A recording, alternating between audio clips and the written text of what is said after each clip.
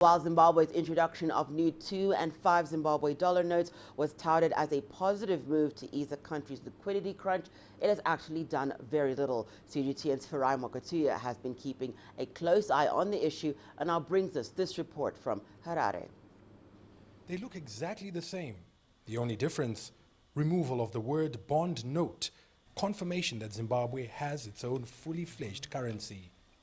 The notes began circulating Tuesday, but some are yet to lay their hands on them.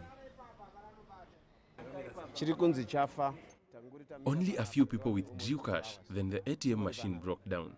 We have been waiting for 2 hours now. Withdrawals are limited to a contentious $300 per week. With prices going up, that won't buy much. They should allow us to withdraw as much as we need so that we don't keep coming back. The central bank has tried to allay fears that the new notes will fuel inflation by explaining that they'll be swapped for existing electronic bank balances. Furthermore, it says they will be drip-fed into the market. There are worries that once withdrawn, the money may not return to the banks. There are other people who are living on trading in currencies. They trade with the bond notes, the Zim dollar, the rand, the US dollar, because they don't have jobs.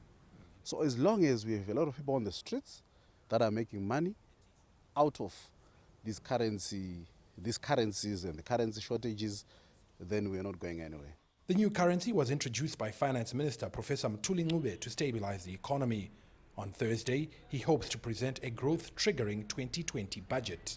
But because of missed targets from the previous one, not everyone shares his optimism. He set some targets, which were very clear, that by the end of this year, 2019 December, inflation should be 5%, annual inflation.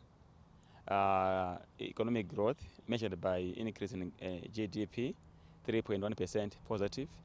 So what has happened? Inflation is above 500% now, more than 100 times the target of the minister. Economic growth is now expected by government to be 6.9% negative. Foreign currency shortages, a severe drought and cyclone devastation have combined to plunge Zimbabwe into its worst economic crisis since 2008. Farai Mwakutuya, CGTN, Harare, Zimbabwe.